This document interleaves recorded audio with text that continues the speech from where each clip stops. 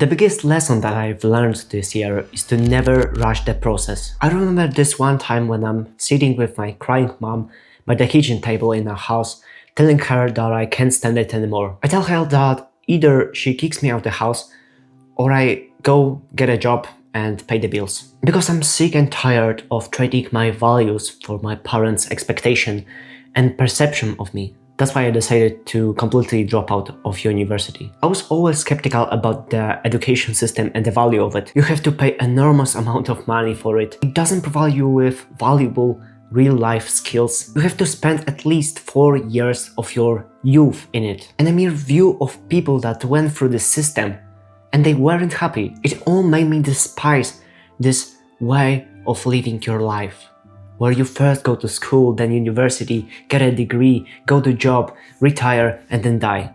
Finally, we made an agreement that I don't quit university fully, but rather go on a gap year. And so I did. I signed off the papers and went for a gap year. My plan was to get to 10k a month by the end of this year as quickly as possible, so I can quit the uni, move out, and live this entrepreneurial lifestyle that I always dreamed of. I started a YouTube video about productivity for students. I decided that because of my above average results on A-levels, I'm entitled to tell students what to do and what not to do. I recorded 4 videos, sometimes even daily, sold courses, and I read books on business, and even made some money with it. But there was something off. After a couple of sales, it completely stopped, for a couple of months even. Months passed by, and I became more desperate for money, but also depressed and burned out. And also I began to wonder whether it was a good idea to go for this gap year. I didn't know that back then. Meanwhile, I was in private online community where people like me also tried to make money by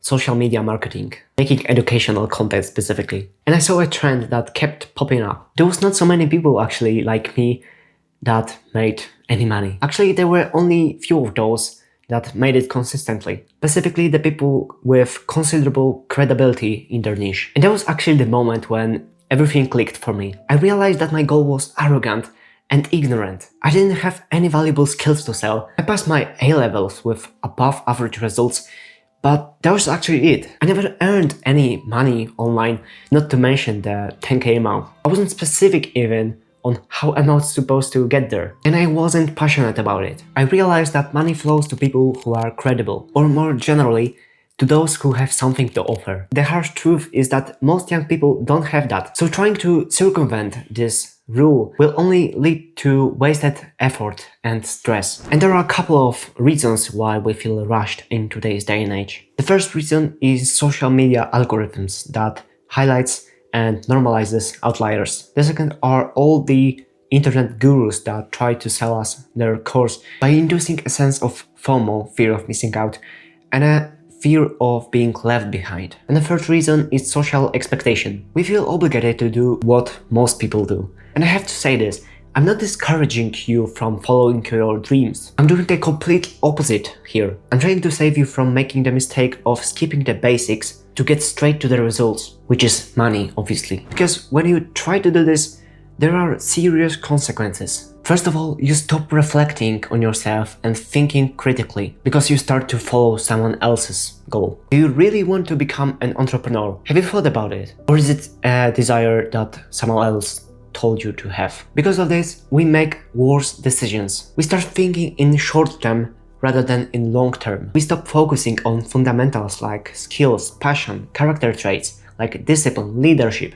and everything that we've learned in these timeless and true books like Think and Grow Rich, How to Win Friends and Influence People, Meditation by Marcus Aurelius. We know all the advice, but yet we still ignore it because we are constantly influenced by all the things that I've mentioned before. And we start to focus on the wrong things, which is money. We start to cut corners because we feel that we don't have time and we want to become a millionaire by the age of 22. We stop learning and start monetizing too soon. We are metaphorically saying something along the lines, okay, reality, I've learned enough. Now I want to reap what I sow. But the problem is you don't have anything to reap in the first place. And finally, we feel lost because we lost direction. We don't make results, progress, and we feel kind of betrayed by all the internet gurus that promised us this kind of holy grail. this promised land. And it's all because we rushed the process. And that was the moment when I realized that there is no get-rich-quick schemes. Everyone gets there in their own time. But wait, are you saying that I'm not ready to make money yet? Yes, that is exactly what I'm saying. But Alex Hormozi said that I can become great at anything if I work consistently. Yes, but also no. Again, I'm not discouraging you from following your dreams. I'm doing the complete opposite. I'm just trying to save you from the mistake of skipping the basic to go straight to the results. You won't get rich selling courses on how to get jacked if your physique is average. You won't get rich selling productivity courses for entrepreneurs if you're broke. You won't get rich from looks maxing advice if it's not what you deeply care about and think that people need. Because people can sense that. People can sense that you're desperate for money. Because if it's not what you're good at, if it's not what you're passionate about, if it's not that makes money what people need, you will bang your head against the wall without making any progress. And that's because it doesn't matter how hard you row, but what boat you're in. Okay, so what is the solution to this madness? Because I wouldn't record this video if I didn't have some kind of plan on overcoming this kind of mindset. And the solution is to simply slow down. Realize that you don't have to become a millionaire by the age of 22 or whatever age is common nowadays. It doesn't matter if you achieve this financial freedom by the age of 22, 25 or 30. It's never been about destination, but about the journey. This is the thing that you will probably remember the most and be grateful for. There is this one quote from, I think it was Jeff Bezos, who said that slow is smooth, smooth is fast. That's because when you stop thinking that you don't have time, that you have to become a millionaire by this age, you start to think critically and, most importantly, by yourself rather than repeating some desire of other people. Also, you start learning because you know you have time. You start to acquire actual valuable skills, and then you have something to offer and doing what you deeply care about, because that is the thing that will get you the money, the results. But it won't matter for you because, as I said, it was never about money. It was about passion, skills, discipline, character traits, all of those things. Money is just a side product of the value that you provide to the people that you care about. Okay, but how do you actually slow down? And I won't tell you what to actually do because you can do whatever you want.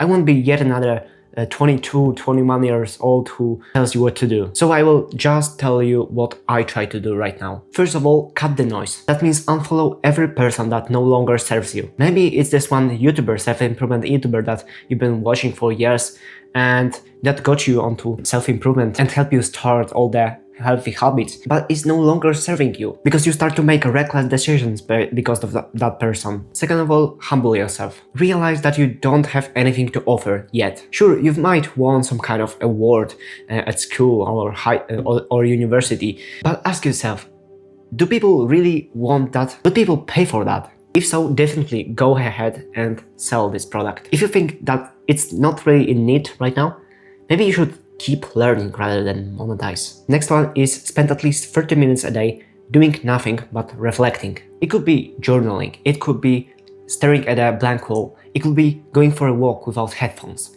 Anything that actually works for you and that brings these fresh and new ideas. Next, start learning valuable skills. It could be coding, sales, marketing, anything that you always wanted to learn, but kept putting it off because you wanted to make money with this online course or this other business idea. And maybe for some people, it could mean getting a job. And I know many people will hate this advice. We kind of develop this ick towards this traditional 9-to-5 job, and for a reason, obviously. But maybe for you, it would be the best way to learn a practical, real-world skill. Start to explore more areas of your interests, and maybe it could lead you to finding your true passion. And lastly, spend less time on your computer. With the rise of online businesses, there are more people spending more and more time on their computers. And we feel like it's necessary because that's the thing that makes us money, sitting in front of computer and typing or recording or doing anything else. And unfortunately, it gives you the opposite results to the desired ones. You can't think clearly if you keep sitting in this one room for next 10 years. So please close your laptops, computers, and open your eyes, because that is the way how you actually develop new skills. If you like this video, I highly recommend you check out my previous one where I talk about the productivity tactic that is slowly destroying your life.